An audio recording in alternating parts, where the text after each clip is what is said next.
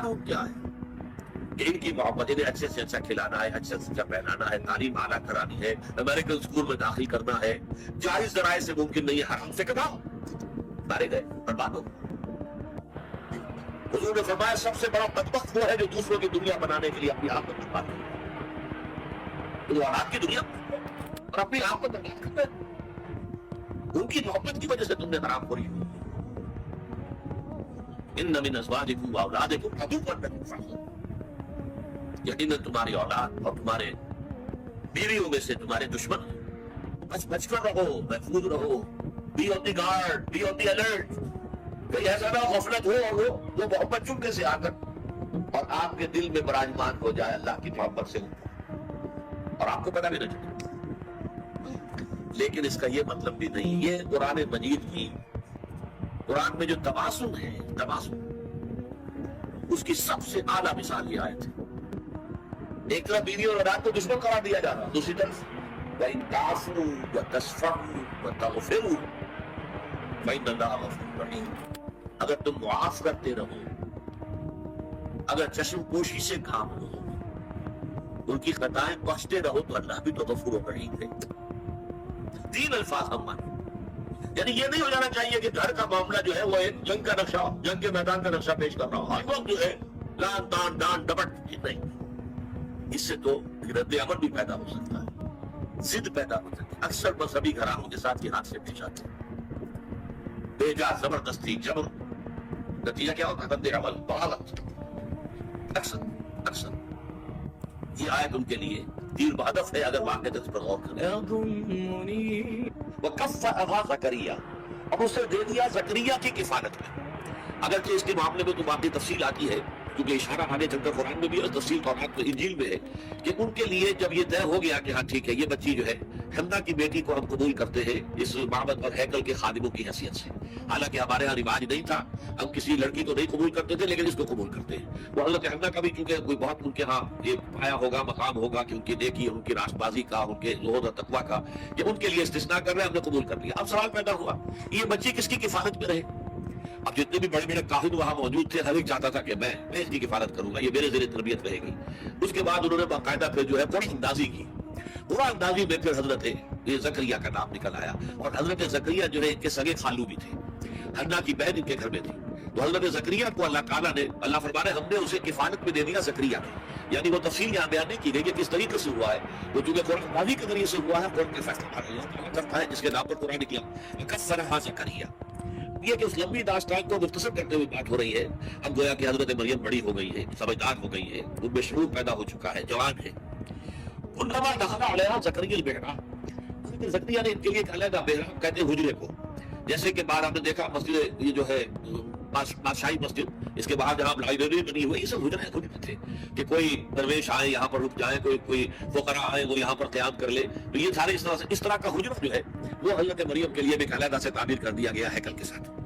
اور اس حجرے کے اندر جب بھی حضرت زکریا جاتے تھے، کلما دخل علیہا زکریا البحر وجد عندہا رزقا، وہ دیکھتے تھے کہ مریم کے پاس تو بہت عمدہ کھانے موجود ہیں اور بے موسم کے پھل موجود ہیں۔ اس میں رزق کی دو طرح کی گئی ہے وضاحت ہے، ایک رزق سے مراد ہے علم، ذہانت، فطانت، حکمت، معرفت کے موتی، یہ ہے مانوی رزق، اس کو بھی اللہ تعالیٰ نے رزق قرار دیا۔ ایک یہ کہ واقعتاً جو مادی رزق ہوتا ہے، پھل ہے، اور پھل بھی ہو کہ جو موسم ہے ہی نہیں ان کا وہ پھل موجود ہے وہاں پر، تو دونوں کا امکان موجود ہے، اس لیے کہ یہ ایک معجزے کی شکل میں بھی ہو سکتی ہے کہ اللہ تعالیٰ بہترین جو ہے پھل ان کو وہاں پر فراہم کرتے ہو، اور ایک یہ بھی ہے کہ ذہانت، فطانت، علم، معرفت، اس کی چیزیں جو دیکھتے ہو تو اس سے ان کو حیرت ہوئی۔ کلما دخل علیہا زکریا البحر وجد عندہا رزقا قال یا مریم انى لك هذا، دونوں نے کہا بہت ہی تعجب انگیز انداز میں، اے مریم یہ چیزیں تمہیں کہاں سے ملتی ہیں؟ قالت هو من عند اللہ، حضرت مریم نے جواب دیا یہ سب اللہ کی طرف سے، ان اللہ یرزق من یشاء بغیر حساب، یقیناً اللہ تعالیٰ دیتا ہے جس کو چاہتا ہے بغیر حساب، جتنی چاہے دولت دے دے، جتنی چاہے ذہانت و فطانت دے دے، جتنی چاہے نیکی، طبیعت کی نیکی عطا فرما دے، اللہ کی دین ہے۔ قرآن کا دعا زکریا ربہ، اب اس سے حضرت زکریا علیہ السلام یہ بھی نبی ہے، ان کے اندر جو ہے خوف سی پیدا ہوئی، اس لیے کہ بہت بوڑھے ہو چکے تھے۔ سورہ مریم میں تو آغاز ہی یہاں سے ہوتا ہے کہ جب کہ حضرت زکریا نے اپنے رب سے دعا کی تھی کہ پروردگار میں بوڑھا ہو گیا ہوں، میرا سر جو ہے سفید ہو چکا ہے، میری ہڈیاں کمزور ہو چکی ہے، اور اللہ نے اس وقت انہیں کو اولاد نہیں دی تھی، اور مجھے اندیشہ ہے میرے بعد کوئی وارث نہیں ہوگا کہ جو اس دین کی امانت کو اس طریقے سے حفاظت اس کی کر سکے جیسے کہ کرنی چاہیے. لیکن اس وقت ان کے دل میں ہوش سے اٹھی کہ اللہ تعالیٰ اگر اس بچی کے اوپر اتنا مہربان ہے, اس بچی کو اس نے وہ کچھ دیا ہے, یا علم دیا ہے, یا معرفت دی ہے, یا حکمت دی ہے, یا اللہ تعالیٰ جو ہے یہ بے موسم کے پھل اس کو یہاں پہنچا رہا ہے, تو اس کی اگر قدرت جو ہے مجھ پر بھی ہے کچھ مہربانی ہو کر دے اللہ تعالیٰ, تو کیا بعید ہے کہ مجھے بیٹا عطا فرما دے اس بڑھاپے کی عمر میں بھی. اٹھنے کا دعویٰ کریں یا ربا, اسی وقت اس کو ہدالے کا ترجمہ انگریزی میں ہوگا دیر اینڈ دین. بس ایک دعا جو ہے وہ ان کے قلب کی گہرائیوں سے ابھر کر آئی. اپنے رب کو انہوں نے پکارا, رب هب لي من لدنك ذرية طيبة, پروردگار مجھے بھی خاص اپنے خزانہ فضل سے, خزانہ فیض سے بڑی اچھی نیک صالح اولاد عطا فرما دے.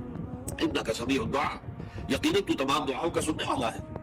فنادته الملائکۃ وهو قائم يصلي في المحراب, یہ محراب ہے خاص حضرت زکریا کی, اور پکارا انہیں حضرت زکریا کو فرشتوں نے قائم يصلي في المحراب, جب وہ نماز میں کھڑے ہوئے تھے اس اپنے محراب میں اپنے حجرے میں,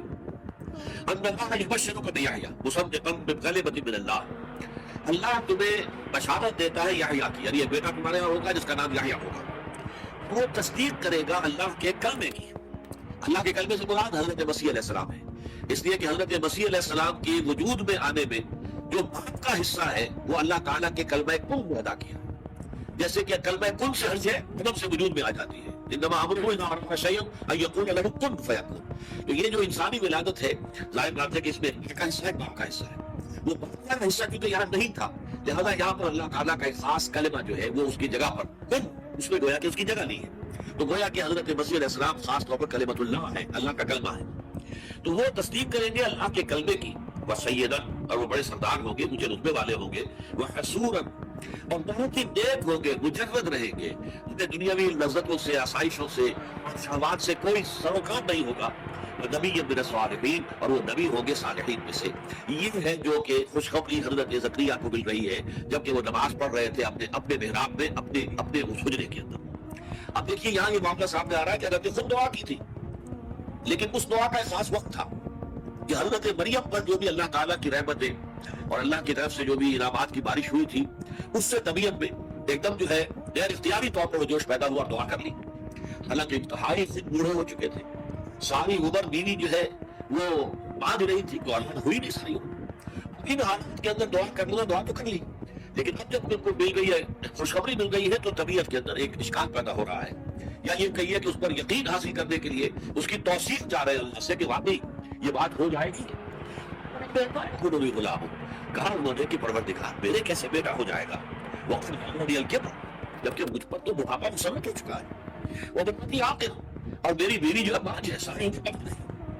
قال كذلك الله يفعل ما يشاء. تو فرشتوں نے جواب دیا کہ اسی طرح ہوگا, اللہ تعالیٰ کرتا ہے جو چاہتا ہے,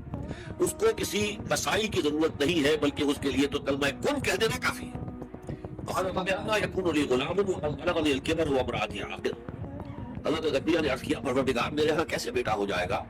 جبکہ مجھ پر بڑھاپا مسلط ہو چکا ہے اور میری بیوی بانجھ ہے, تمام عمر بانجھ رہی ہے. قال كذلك الله يفعل ما يشاء. اللہ نے فرمایا یا فرشتوں نے کہا کہ اللہ تعالیٰ ایسے ہی ہوگا, اور اللہ تعالیٰ جو چاہتا ہے کرتا ہے. بات میں جلدی آیا, انہوں نے کیا پروردگار میرے لیے کوئی نشانی مقرر کر دے. قال آیتک اللہ تکلم الناس ثلاثة ایام الا رمضان. فرمایا کہ تمہارے لیے نشانی ہے کہ تم 3 دن تک متواتر لوگوں سے گفتگو نہیں کر سکو گے مگر صرف اشاروں کے ساتھ, یعنی قوت گویائی ان کی سلب ہو گئی. اور اس کے بارے میں روایت میں تفصیل یہ آتی ہے تورات کے اندر کہ جب حمل ٹھہرا ہے حضرت حنا کی ہمشیرہ جو ہے, یعنی حضرت زکریا کی اہلیہ اور حضرت یحییٰ کی والدہ, تو اسی وقت اچانک ان کی جو وہ گویائی تھی سلب ہو گئی, گفتگو کرنا ممکن نہیں رہا. اور اس کے بعد وہ صرف جیسے کہ گونگے لوگ ہوتے اشاروں سے وہ اپنی بات پہنچاتے ہیں, بس 3 دن تک متواتر ان کی یہ کیفیت رہی.